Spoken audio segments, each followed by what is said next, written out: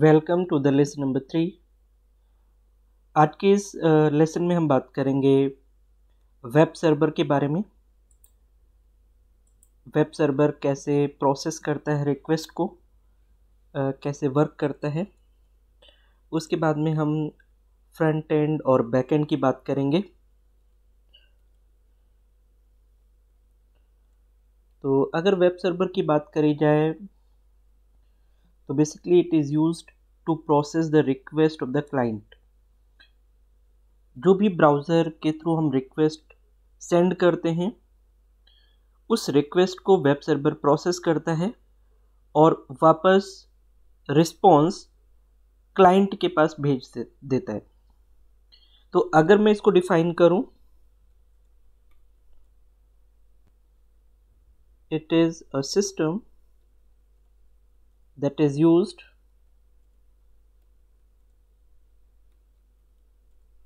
To process the request of the client। अगर मैं यहाँ पर बात करूँ क्लाइंट की, तो अगर मैं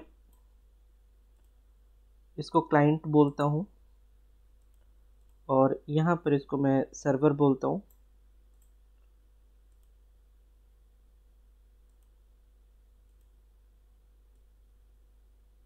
तो यहाँ पर हम रिक्वेस्ट सेंड करेंगे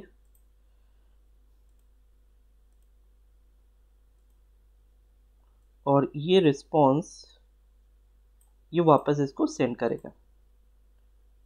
तो अगर मैं यहाँ पर बात करूँ, यहाँ पर रिक्वेस्ट आएगी,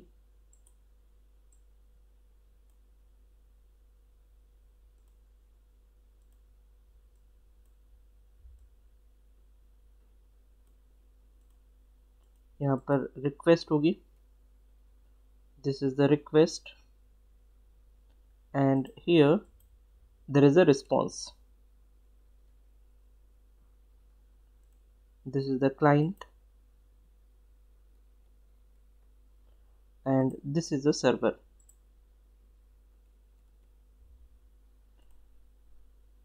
तो अगर हम बात करें, जो क्लाइंट होगा, क्लाइंट क्या करेगा, रिक्वेस्ट भेजेगा सर्वर पे, और अगर वो रिक्वेस्ट सर्वर में मिल जाती है तो उस रिक्वेस्ट को वो प्रोसेस करेगा और रिस्पॉन्स वापस क्लाइंट के पास भेज देगा, right. So basically web server का काम होता है प्रोसेस करना। जैसे आपने कोई भी चीज़ ब्राउज़र पे भेजी, आपने ब्राउज़र पे कोई भी चीज़ लिखा, राइट, और उसको क्या हुआ, उसको आपने सर्वर पे प्रोसेस किया, तो सर्वर क्या करेगा, सर्वर उसे प्रोसेस करेगा और वापस भेज देगा ब्राउज़र के पास। तो ऑलवेज क्या होता है, जब भी हम कोई रिक्वेस्ट ब्राउज़र के थ्रू भेजते हैं सर्वर के पास, तो सर्वर उसको प्रोसेस करता है और रिस्पॉन्स को क्लाइंट के पास में, मतलब ब्राउज़र के पास में वापस भेज देता है, ठीक है। तो अगर मैं इसमें बात करूं फ्रंट एंड की, अगर मैं यहां पर बात करूं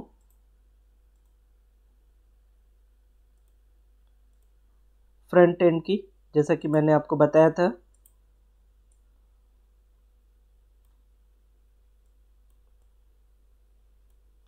front end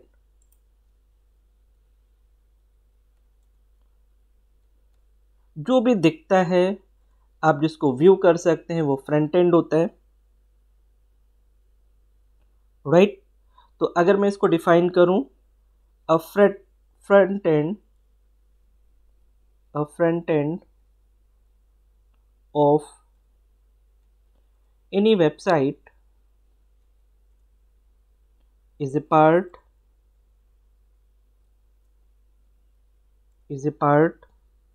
of a system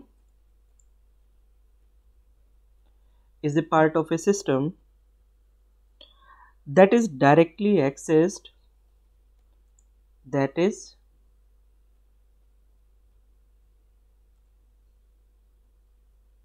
directly accessed and interacted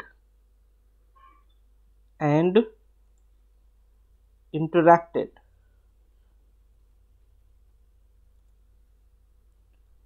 and interacted by the user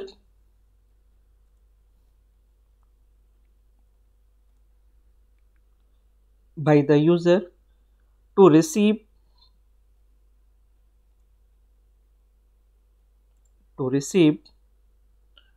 or utilize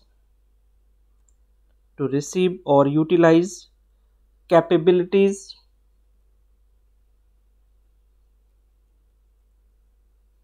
of the website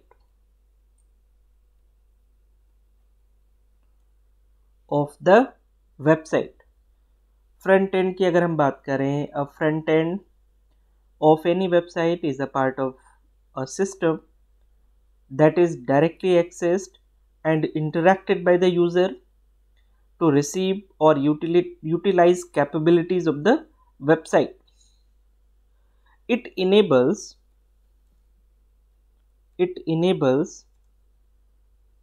users to access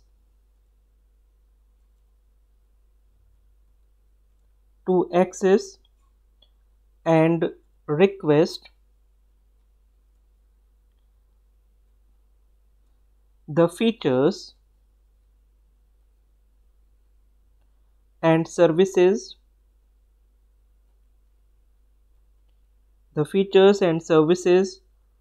of the underlying website.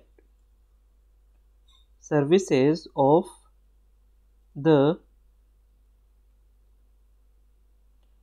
underlying website. Right? In other words,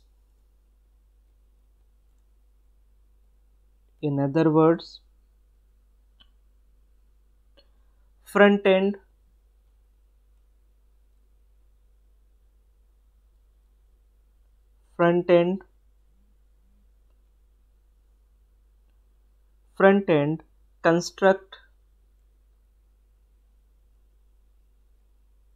construct the visible part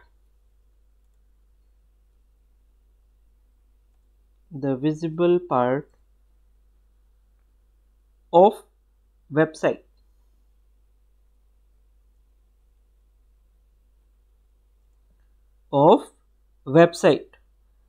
that users see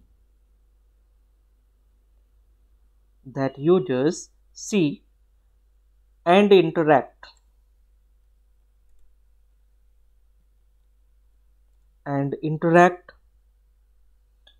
with in their web browser.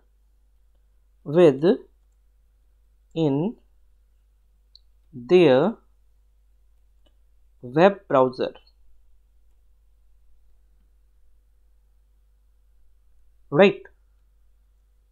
The front end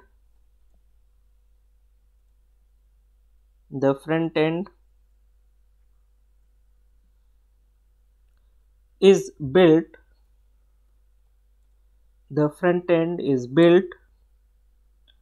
with languages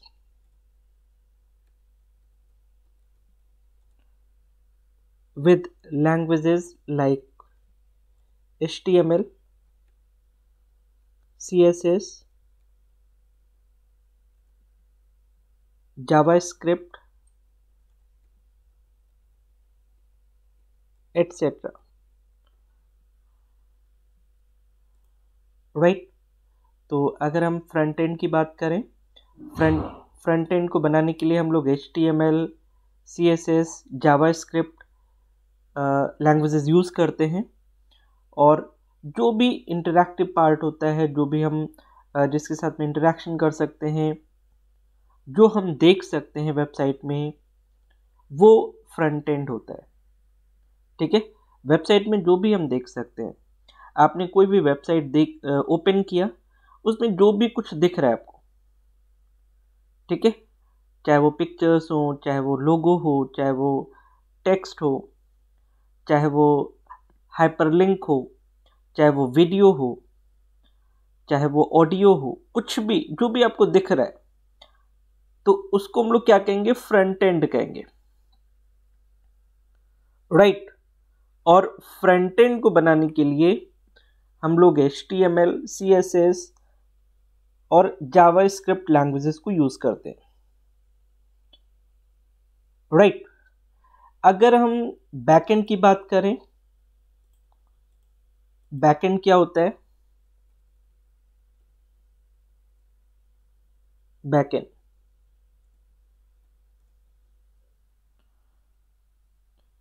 backend basically एक ऐसा part होता है जो hidden होता है, जो हमें दिखता नहीं है, लेकिन बहुत सी डायनेमिक चीज़ें उस पर डिपेंड करती हैं। अगर बैकएंड में हम प्रोग्रामिंग ना करें तो हम कई चीज़ों को परफॉर्म नहीं कर सकते, राइट। तो ये इनविजिबल पार्ट होता है। तो अगर हम बात करें, इसके लिए बैकएंड डेवलपर्स होते हैं जो इस पर वर्क करते हैं, राइट। तो अगर मैं इस पे बात करूं, backend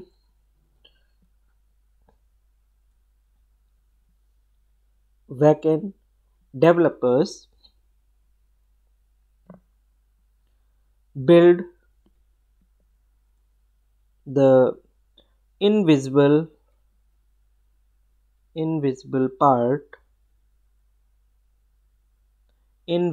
parts of website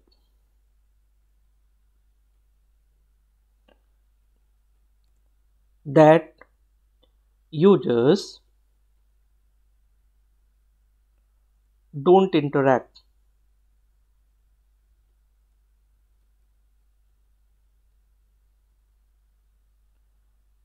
That users don't interact directly.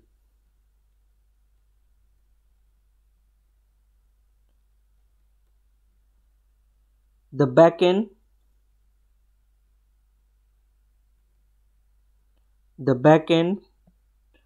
or the server side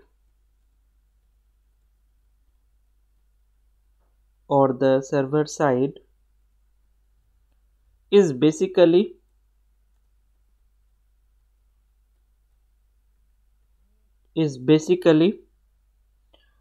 how the site works,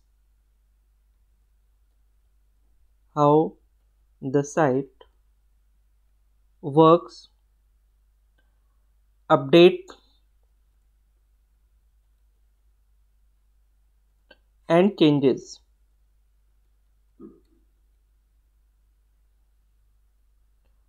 Right. This refers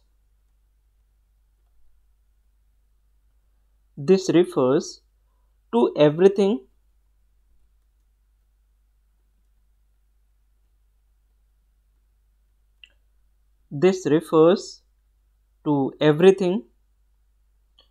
that users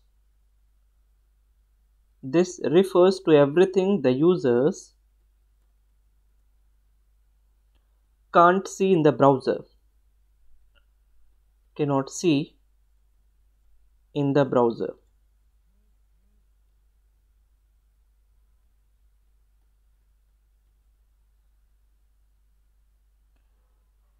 Can't see in the browser, like database and servers. Like database and servers, right. Usually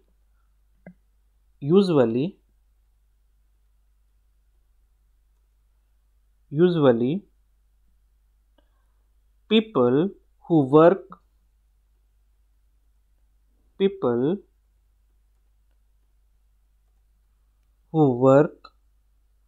on the back end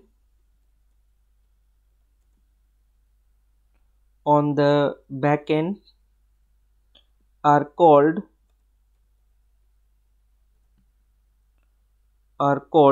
programmers, programmers और developers, या हम उनको programmers कहते हैं या developers कहते हैं, ठीक है, जो बैकएंड पे काम करते हैं। The backend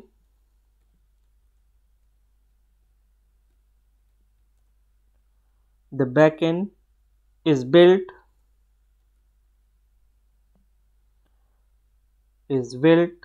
with languages like PHP, Python, etc. Right. तो अगर बैकएंड की बात करी जाए, backend developers build the invisible parts of websites that users don't interact directly. Backend developers क्या करते हैं? इनविजिबल पार्ट वेबसाइट के बनाते हैं जिनको यूजर डायरेक्टली इंटरैक्ट नहीं कर सकते हैं। The backend or the server side is basically how the site works. Update and changes. Backend basically क्या करता है? वेबसाइट आपकी कैसे अपडेट हो रही है, क्या क्या चेंजेस हो रहे हैं, ठीक है। बैकएंड बेसिकली इस पर डील करता है। This refers to everything the users cannot see in the browser like database and servers. जैसे हम किसी भी लॉगिन इंफॉर्मेशन को डायरेक्टली नहीं देख सकते, ठीक है। जैसे सपोज अगर आप कोई लॉगिन करते हैं ना, अगर आपने लॉगिन किया, जैसे मैं आ जाता हूँ यहाँ पर, जैसे अगर मैं बैकएंड की बात करूँ तो आपने जैसे लॉगिन किया, आपने क्या किया होगा, आपने यूज़र आईडी दिया होगा, आपने यूज़र आईडी दिया, आपने यहाँ पे पासवर्ड दिया, ये यहाँ पर पासवर्ड दिया, आपने यहाँ पे लॉगिन बटन है, ठीक है। नाउ सपोज यहाँ पर आपने क्या करा, यहाँ पर कुछ यूज़र आईडी डाला, पासवर्ड डाला, फिर आपने लॉगिन बटन पर क्लिक किया, राइट। जब आपने क्लिक किया तो जो प्रोसेसिंग हो रही है वो आपको नहीं दिख रही है ना। प्रोसेसिंग क्या हुआ होगा, यूज़र आईडी सर्वर से डेटा फेच किया गया होगा, ठीक है, वहाँ से यूज़र आईडी लिया गया होगा और यहाँ से यूज़र आईडी जो हमने दिया है, इन दोनों को मैच किया गया होगा, ठीक है। अगर ये मैच हो जाता है, ठीक है, अगर ये मैच हो जाता है तो क्या होगा, आपका वेलकम पेज ओपन हो जाता है। जैसे कि अगर आप सपोज जीमेल की आईडी खोल रहे हैं तो आपका इनबॉक्स वाला पेज ओपन हो जाता है ना। तो ये कब होता है, जब आपने जो यूज़र आईडी दिया है वो यूज़र आईडी ऑलरेडी सर्वर में है, ऑलरेडी वो डेटा मैच कर रहा है, तब भी आपका वेलकम पेज या इनबॉक्स वाला पेज तभी ओपन होगा। तो ये चीज तो हमें नहीं दिखती ना, तो this is called the backend, right. अब ओपन होने के बाद में जब आपका यूजर आईडी पासवर्ड मैच हो जाता है, प्रॉपर वैलिडेशन हो जाती है, और अगर यूजर आईडी पासवर्ड करेक्ट है और पूरी तरीके से मैच हो जाता है, तो आपका ये इनबॉक्स वाला पेज खुल जाता है। अब ये आपका अगेन फ्रंट एंड हो गया। तो जो दिखता है वो फ्रंट एंड है, जो नहीं दिखता है वो क्या है, वो बैक एंड है। तो हमेशा इस चीज को ध्यान रखना है कि जो भी चीज हमें दिख रही है वो फ्रंट एंड है और जो नहीं दिख रही है वो हमारा बैक एंड है, ठीक है। अब हम थोड़ा सा बात करते हैं क्लाइंट स्क्रिप्टिंग के बारे में। क्लाइंट स्क्रिप्टिंग,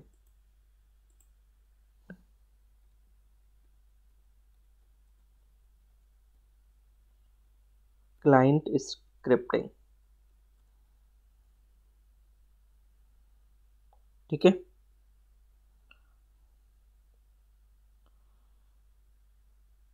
जैसे कि अगर हम क्लाइंट साइड पे जो भी प्रोग्रामिंग करते हैं, जैसे कि अभी तक हम लोगों ने देखा कि हम लोग जो वेब पेज बनाते हैं वो HTML यूज़ करके बनाते हैं, उसमें हम लोग CSS और जावास्क्रिप्ट भी लगाते हैं, वो भी हम लोग आगे करके देखेंगे, प्रैक्टिकल करके देखेंगे। तो इसमें जो भी हम लोग क्लाइंट स्क्रिप्टिंग कर रहे हैं, क्लाइंट स्क्रिप्टिंग बेसिकली हम वेबसाइट को व्यू करने के लिए जो वैलिडेशंस लगाते हैं उसको हम क्लाइंट स्क्रिप्टिंग के थ्रू कर सकते हैं। तो पहले मैं इसको डिफाइन करूंगा। क्लाइंट स्क्रिप्टिंग बेसिकली एक टर्म है क्या? To view a website, to view a website user has to use a browser.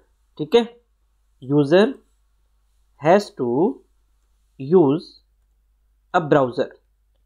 ठीक है, सिंपल सी बात हो गई। अगर हमें वेबसाइट को व्यू करना है, देखना है, तो हमें क्या करना पड़ेगा? हमें ब्राउजर यूज करना पड़ेगा। This browser can be termed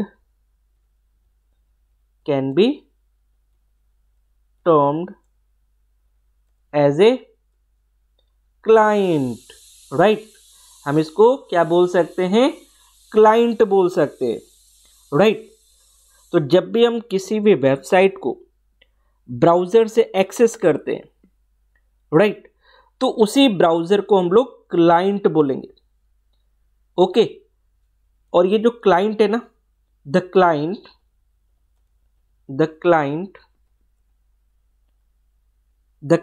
can use different technologies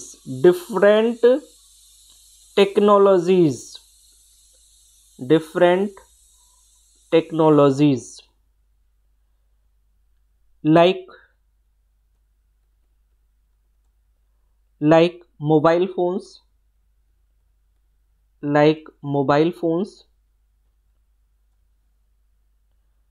laptops,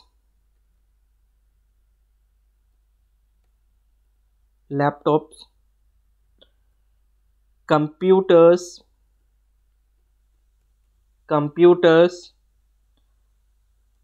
tablets, etc. Okay,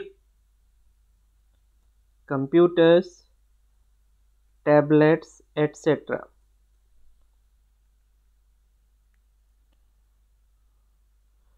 to view the website.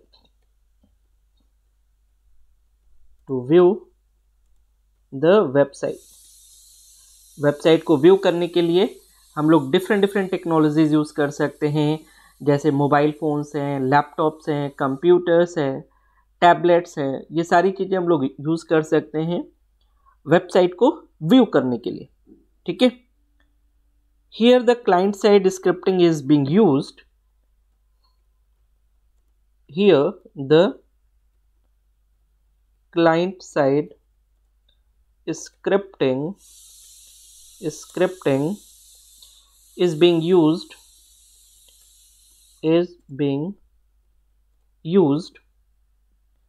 and processed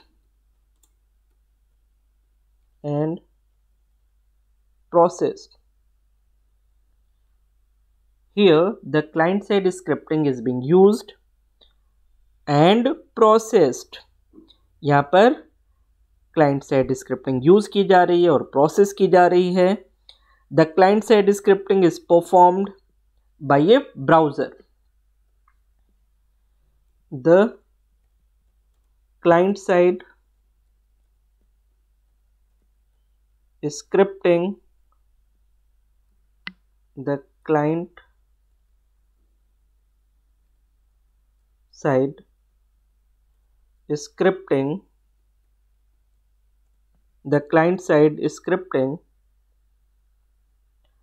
client side scripting is performed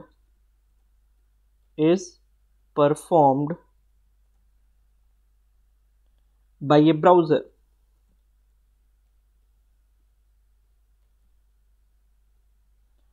By a browser.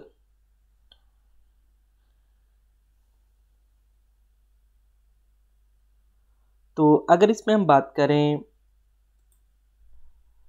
जो ब्राउज़र होता है वही क्लाइंट साइड स्क्रिप्टिंग को perform करता है।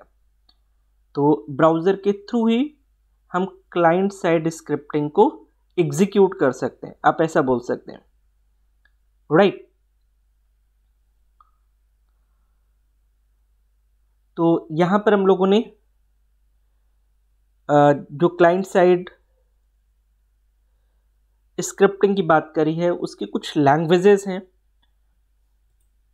तो यहाँ पर जो जो लैंग्वेजेस हम लोग यूज़ करेंगे क्लाइंट साइड के लिए वो है सबसे पहले HTML लैंग्वेज, फिर उसके बाद में हम लोग यूज़ करेंगे CSS, इसको हम लोग कहते हैं कैस्केडेड स्टाइल शीट,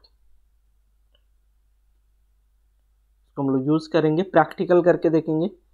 ये है hypertext markup language, hypertext markup language, और इसके अलावा हम लोग यूज़ करेंगे जावास्क्रिप्ट। ये सारी क्लाइंट साइड स्क्रिप्टिंग है, इनको हम लोग यहाँ पर यूज़ करेंगे। सबसे पहले हम लोग यूज़ करेंगे HTML हाइपरटेक्स्ट मार्कअप लैंग्वेज, ये हम बिल्कुल प्रैक्टिकल करके यहाँ पर देखेंगे। अभी आगे इसी पर हमें वर्क करना है, और उसके बाद में CSS और फिर जावास्क्रिप्ट। तो ये क्लाइंट साइड के लिए प्रोग्रामिंग लैंग्वेजेस हैं जिनको हम लोगों को यूज़ करना है और अपनी वेबसाइट को तैयार करना है, राइट। तो आज के इस लेसन में हम लोग यहीं तक रखेंगे। आज हम लोगों ने देखा है